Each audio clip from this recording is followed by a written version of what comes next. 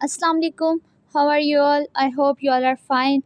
हमने अपने last topic में विस्कस ड्रैग फोर्स और आर्चिमिडीज प्रिंसिपल पढ़ा था। आज हम पढ़ेंगे टर्मिनल वेलोसिटी क्या चीज़ होती है। The maximum constant velocity acquired by a freely falling object in a viscous medium is called terminal velocity. एक ऐसी वेलोसिटी जो नंबर 1 मैक्सिमम हो और नंबर 2 कांस्टेंट हो, और वो किस ऑब्जेक्ट में आए? वो उस ऑब्जेक्ट में जब ऑब्जेक्ट फ्रीली फॉल कर रहा हो, यानी उसकी फ्री फॉल मोशन हो, और वो एक विस्कस मीडियम में हो। विस्कोसिटी के टॉपिक में मैंने समझाया था कि विस्कस मीडियम क्या चीज़ होती है। Basically viscous medium thick medium को कहते हैं। एक ऐसा ऑब्जेक्ट जो थिक मीडियम में फ्री फॉल मोशन कर रहा हो और तब उसके पास एक मैक्सिमम और कांस्टेंट वेलोसिटी है जिसको हम कहते हैं terminal velocity. Terminal velocity is attained when the weight of object is balanced by upward drag force। अब मैंने आप लोगों को प्रीवियस लेक्चर में ड्रैग फोर्स का टॉपिक भी समझाया था। बेसिकली ड्रैग फोर्स जो होती है वो किसी भी ऑब्जेक्ट को की मोशन को अपोज करती है, रेजिस्ट करती है, रोकती है। वो क्या कहता है कि जो टर्मिनल वेलोसिटी है वो तब अटेंड होती है क्योंकि कांस्टेंट वेलोसिटी है ना। तो कांस्टेंट का मतलब है कि कोई और फोर्स उस पर एक्ट ना कर रही हो। वो कब आती है? वो तब एक ऑब्जेक्ट को अटेंड होती है जब उस ऑब्जेक्ट का वेट बैलेंस हो जाता है। वेट डाउनवर्ड फोर्स है और जो ड्रैग फोर्स है वो एक अपवर्ड फोर्स है, तो दोनों एक दूसरे के इफेक्ट को कैंसिल कर देते हैं। ऑब्जेक्ट के पास क्या आ जाती है? Maximum constant velocity called terminal velocity. अब उसने एग्जांपल दी है रेन ड्रॉप की। वो कहता है कि इनिशियली जो रेन ड्रॉप है ना वो तो एक्सेलरेट करता है ग्रेविटी की वजह से, यानी उसको ग्रेविटी, रेन ड्रॉप ऊपर से गिर रहा है, ग्रेविटी नीचे है, ग्रेविटी उसको अपनी तरफ अट्रैक्ट कर रही है। उसकी एक्सेलरेशन यानी स्पीड बढ़ जाती है। There will be no drag force. जब स्पीड बढ़ेगी तो कोई ड्रैग फोर्स नहीं होगी।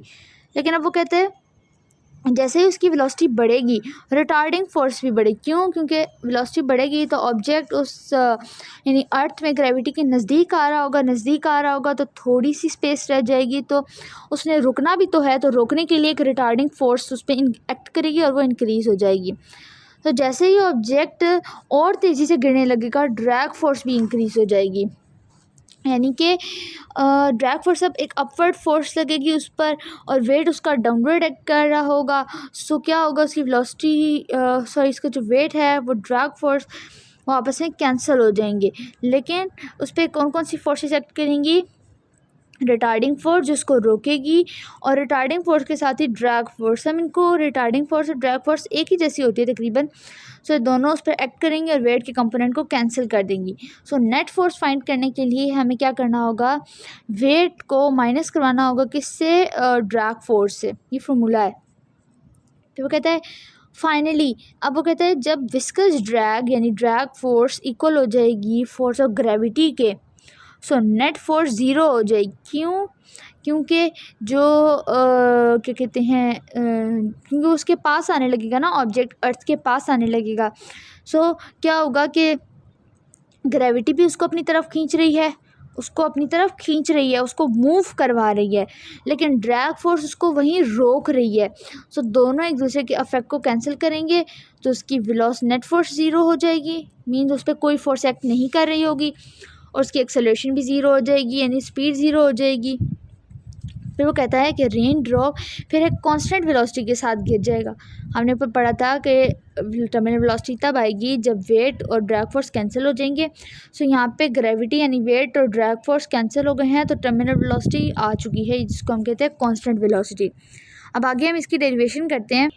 अब हमने पीछे पढ़ा कि नेट फोर्स जो है वो ज़ीरो हो चुकी है। अब हम इस फॉर्मूले में कहेंगे कि ये जो माइनस ड्रैग फोर्स है इधर आ जाएगी, यानी ड्रैग फोर्स वेट के इक्वल हो गई है।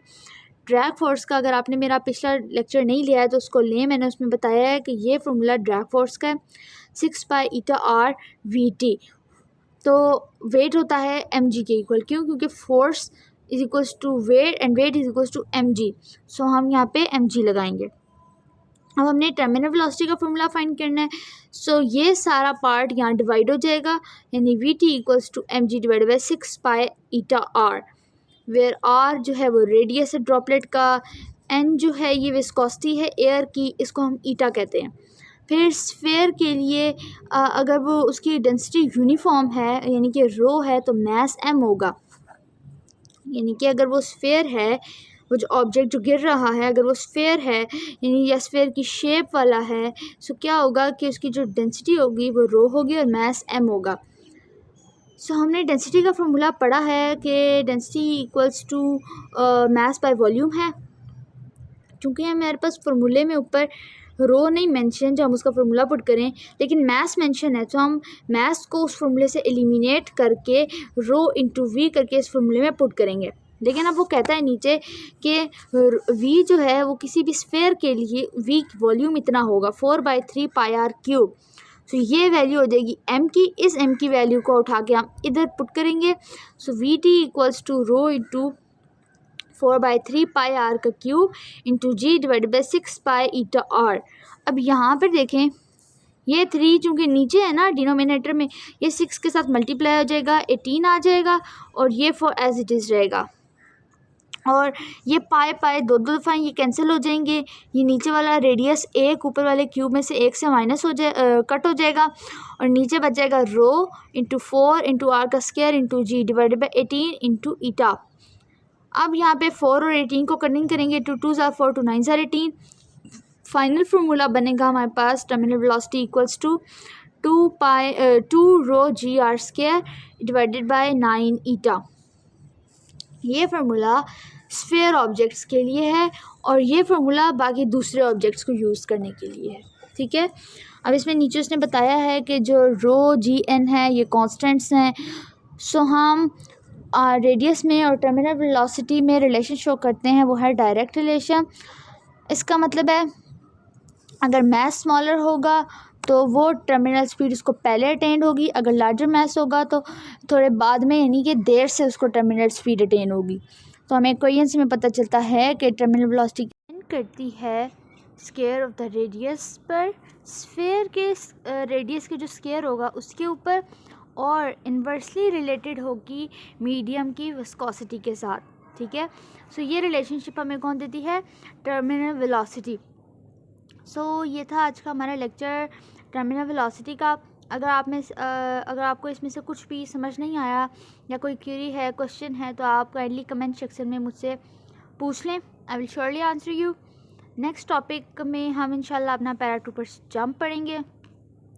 ठीक है, नेक्स्ट वीडियो में मिलते हैं इंशाल्लाह। अल्लाह हाफिज़।